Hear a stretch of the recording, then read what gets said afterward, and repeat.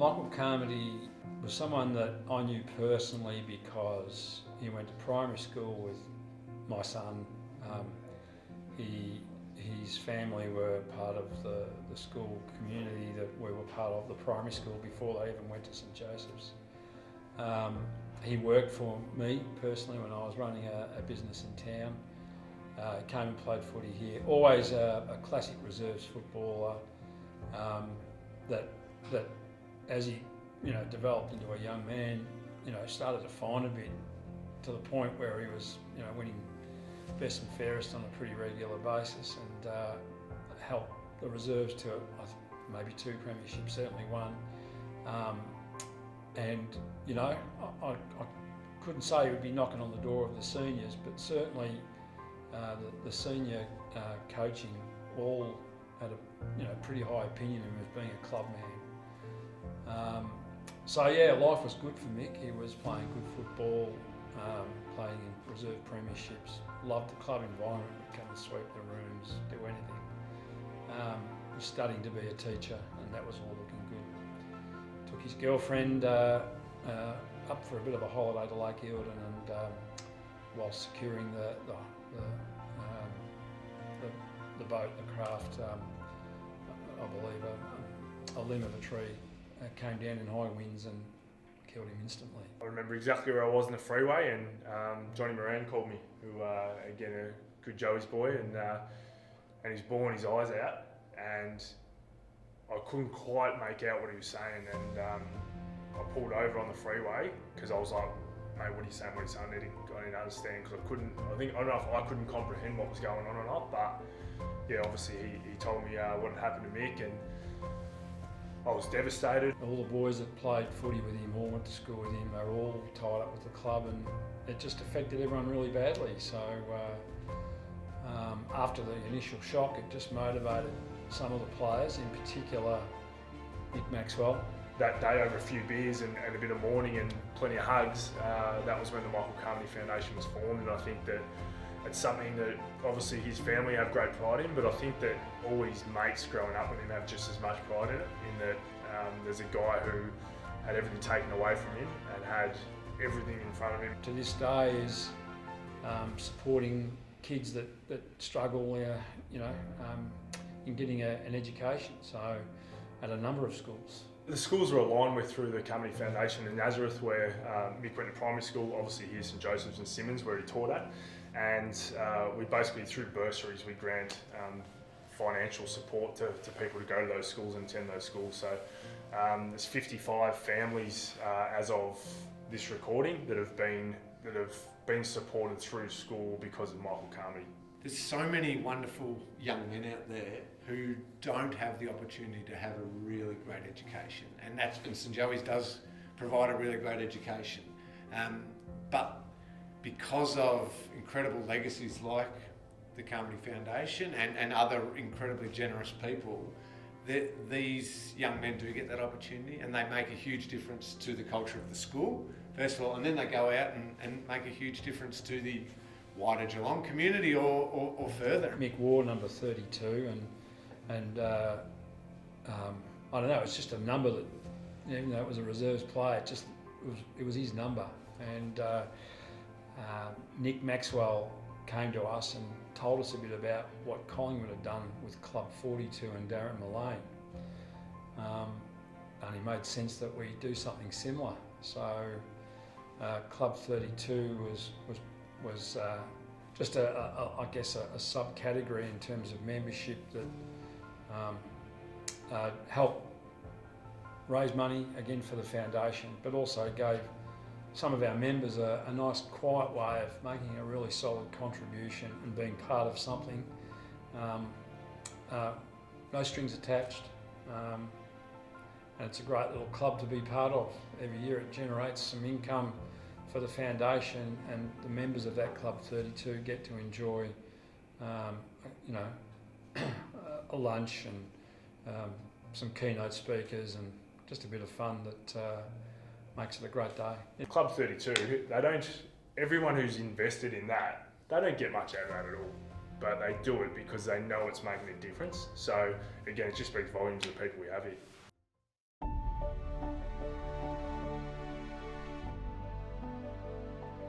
was an old tin shed over the back here where the netball courts are basically. Joy and I, we'd have a plank across the tin shed and we'd have a pie warmer and drinks in the a big tub.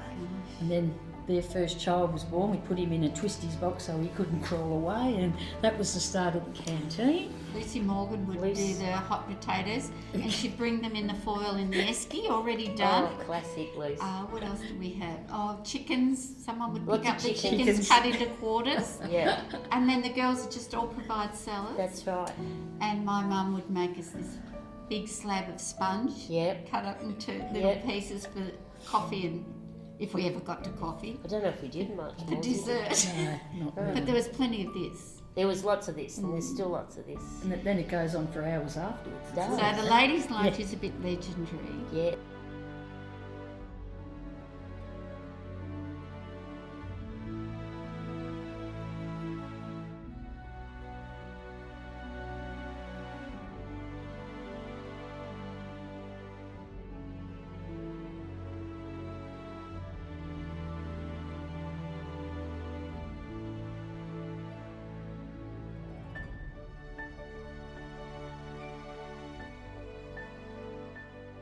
And it was all very much logistics and I think a real culture shift for football clubs too. Gorgeous Greggy Bryant, who was just the most amazing president, and he was sort of, this is a football club, this is not a netball club.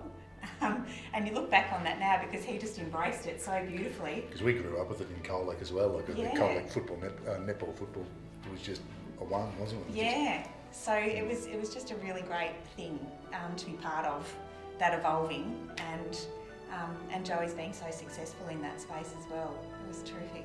Joe McCartan was coming to Joey's from Colac, and I knew she'd played a lot of netball. Joe approached me and said, "Hey Rob, why don't we have netball in Geelong, like as part of the football clubs?" And I said, "Well, I wouldn't have a clue. I've never played a game of netball in my life." But she must have had some instinct because, yes, it was later in 1999, although we didn't do anything about it till 2000.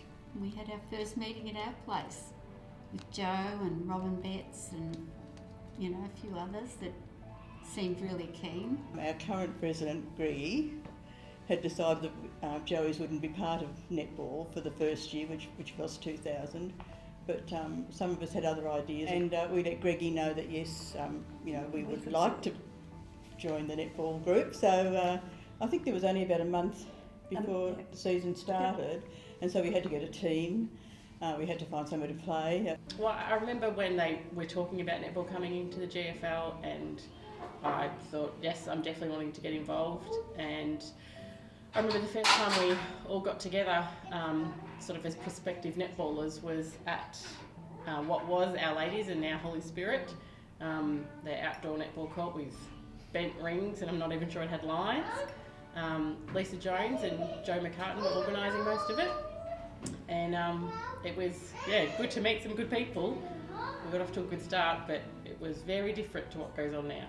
We made arrangements to go to Sacred Heart, and we did certainly do training there, and we played there for a couple of years. And we ended up at the Joey's gym, which was really good because it was much better to be indoors. When I started playing, I think, we were training wherever we could train. I think some nights might have even been down at Kittinger Park. There wasn't a lot of clubs in Geelong that actually had netball courts. Back then, we'd play here at Joey's C grade, and then we'd run off and play A grade at Newcombe.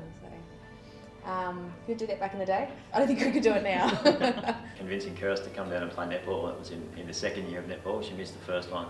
And she's been here uninterrupted for about 27 years since. It's always been a great family club. I've always enjoyed playing, so I played again after having Sammy. I reckon I was 9 when I first put on the Joey's dress. Definitely under 11s at some stage. I think my first game was in B grade, and it was with people like Shannon Leach, and she was such a good mentor and someone who'd been at the club for a long time, and she was made that transition from juniors into seniors really, really, really good. And it was such good experience to play with, those really strong players that know what they're doing and they're so welcoming and help you on the court and everything. I originally went to West because my sister was there, and I'd never really been to Geelong or known what the Geelong competition was like. So I kind of went there, and then didn't even realise that Georgette and Tori and all that who I play in Melbourne were playing in that league. If I had have, I probably might have started here, which would have been good. If someone said, what's the greatest thing that's happened, or like it's actually bringing the netball. It's the netball joining, and it was in 2000, I think, but I just arrived back in Geelong, and our daughter Megan was born the following year, and it took a while for me to get it. My first Indian game was in 2016 because Keela and I are a few years apart, and I got the call up to fill in for Keely's team. Went to training that week, got the call up, played. I was terrified, but I was saying it was so nice having Keely there because we are good friends, and it was always someone to look up to and whatnot through the club, which was nice. Kirsten, I remember her playing A grade when I was younger. All of the A graders I always looked up to. I remember when they won the flag. I was at the club and I was a little kid and I was acting like they were literally famous and getting photos with them and stuff. I think the first year I joined the committee was the first year that we had the 2 courts. So at some point prior to that, we've got 1 court, and then we converted that to 2 courts. First year on the committee, turning up, we've got a marquee, it's pouring down with rain. I've got my laptop, hoping that the electricity doesn't, blow up because I'm trying to enter the scores.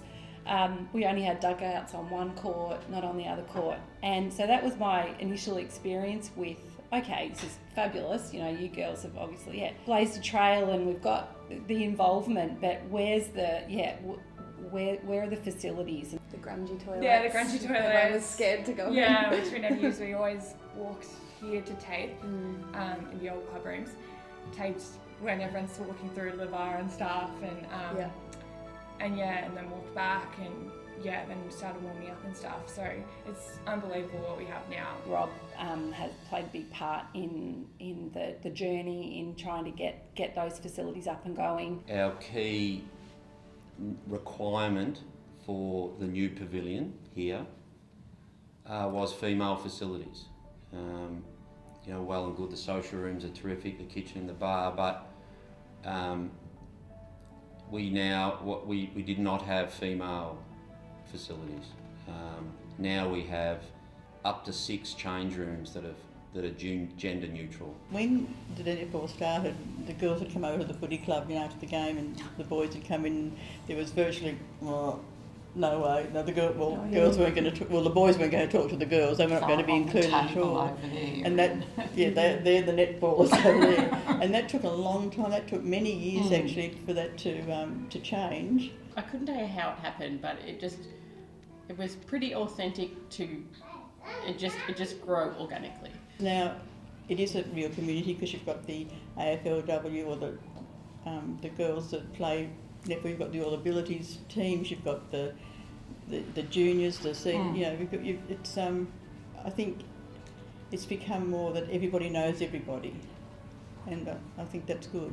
Robin and her girls in the netball sector of the Football Netball Club were fantastic, but she was very progressive. She just had such a passion for it, and coming not from Geelong, probably from my perspective, and obviously the second year that the netball was in, she was just so welcoming. There was a lot of work, I guess, in the initial stages in setting all that up, and just the other day I was out at Bannockburn. She asked to go and get all her meeting minutes converted off a floppy disk onto a DVD so she could go through them, went and did it, and just to see the sheer volume of work in the initial years that they'd set up to do was amazing. Her momentum was from the juniors right through to the seniors. Which really surprises me when Robin says I'm not a real netball person, but all the hours and functions that we had for netball, it's pretty amazing. That family notion I mentioned and the netball combining has had an enormous impact on our family and dozens and hundreds of other families, not just our club, but through probably country Victoria, where whole families get to spend, say at our club, a Thursday night together or a Saturday together, whereas not being separated, blokes doing one thing and ladies doing another thing, you're all together, that's paramount. I think it was very much the recruiting process was just around networks, which St Joey's was so fabulous. Oh, I thought maybe the club might be struggling to get a few players, so I thought I might come up and have a bit of a run around. We were short on players from what I remember. I think we had some of the girls from the under-17s come up and play with us to help us out. I think finally towards the end of the season we started to get a bit of a regular team together. I think we came from 5th to win the flag, which was a pretty good effort, I think. I've played netball probably most of my life, so to be the first one up here was pretty special, I think.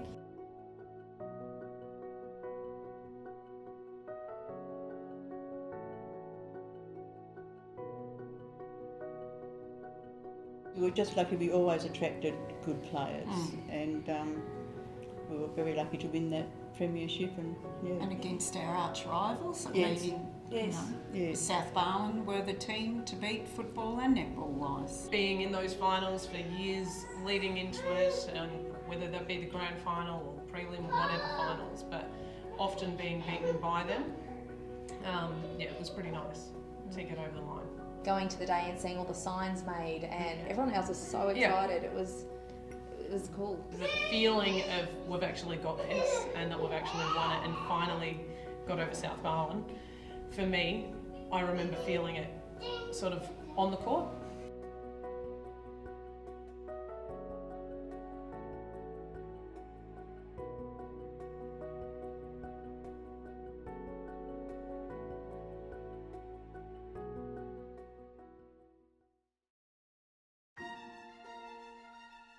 By the time I got to under 12s, there wasn't really anywhere for me to go after that, and then Sue reached out and said that they were starting up a girls program and would love for me to be part of that. So it was really great to go into girls footy instead of playing like a Division 3 or Division 4 14s team, because that's all girls were allowed to play back then. Watching other clubs get into this space a little bit, we knew that there was no pathway for the girls, so players like Charlotte were coming up through the Little League and there was nowhere for her to go after under 14.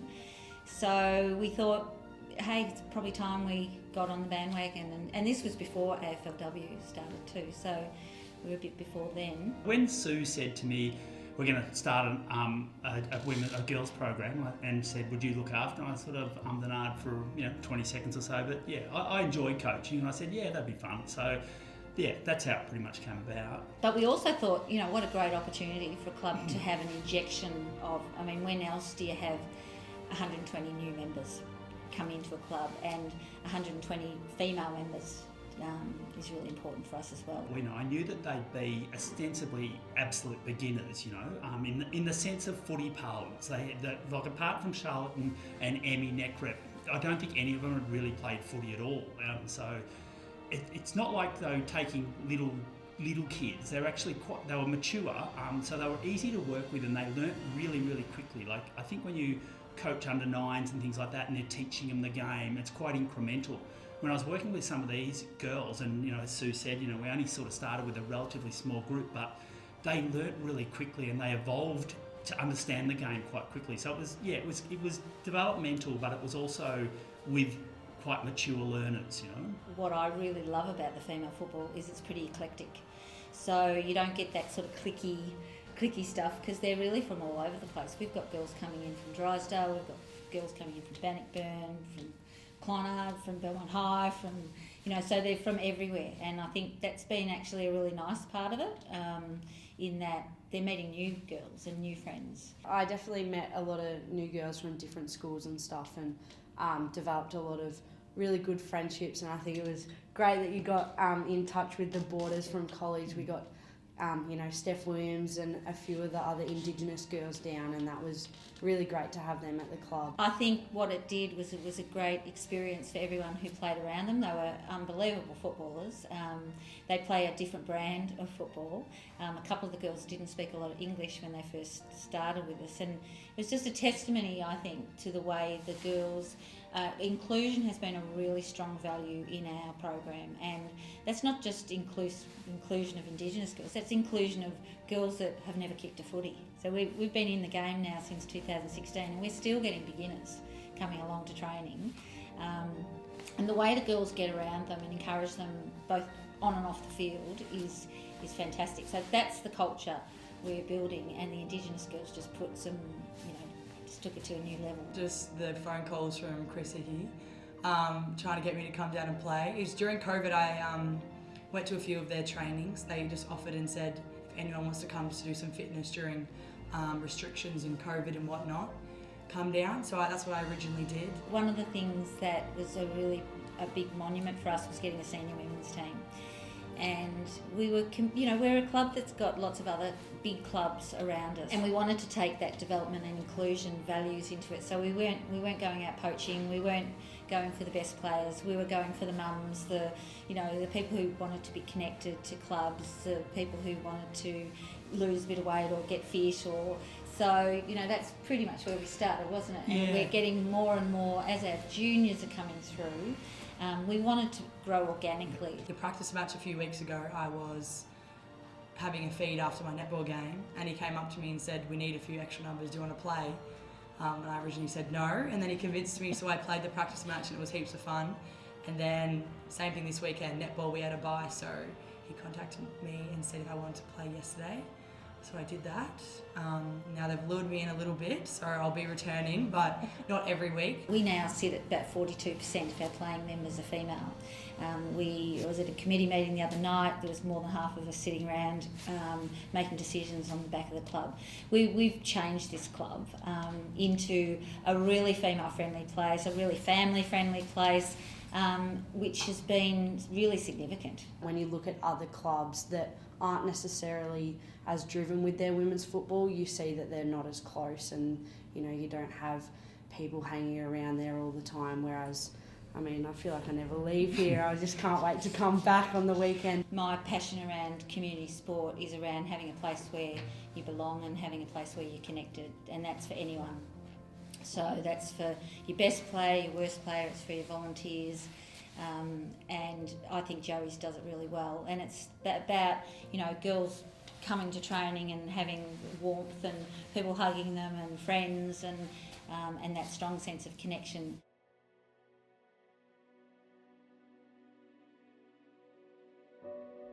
Blows my mind to see what these guys have achieved in 5 short years. You drive up here and see what they've done. You look at the annual general meeting and see the dollars in the bank ready for the next facility. You see the way they conduct the sponsors, see the stuff that's around here. I just incredible pride in what the community's been able to achieve. From where it started 50 years ago.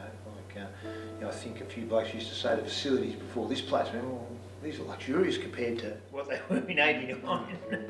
So quite an amazing story, really. I've been very fortunate that I've walked into a club that had always, had been very well run by these blokes, and stepped into an environment where we had plenty of volunteers because of the work they'd done, had a pretty sound financial position, and again, with 850 participants, if we can't find 10% of those families to want to be involved and contribute and help out, then we're doing something wrong. We shouldn't be here anyway. And so I've walked into such a well-run organisation that has meant that I can focus on certain things, Brett can focus on certain things, and we've got people doing a heap of work, as compared to a traditional club, which would have been the case back in 1973, when you would have had 5 blokes sweeping the rooms out, chasing the money, paying the players, pulling the jumpers on, up around the footy.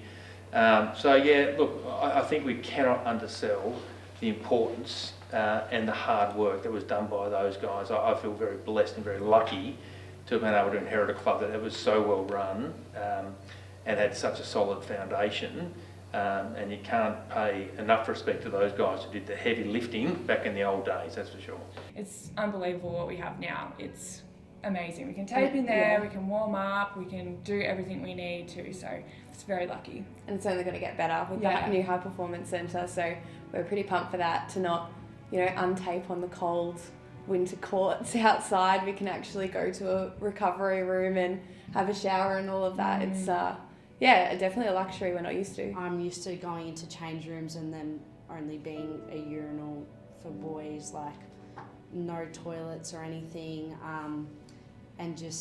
or even not having change rooms at all. The boys would be in there and we'd kind of have to just be outside next to the oval So I think it's really great that we've had all these new changes to the club and stuff. Our goal really is to create an environment where our participants, which are now 40% female, feel comfortable. You can certainly understand why they wouldn't want to go into the gym, catch something, I'd reckon, if they walked in. So if half of our members, or nearly half our members are female, and they won't use our facilities, we've got something wrong. So that's why we're really motivated to make it a really good facility, which is well equipped for all of our participants, male, female, players, even non-players. It'd be great for our members to be able to tap into that and extend the fellowship that they, started back in 1973 when they were players.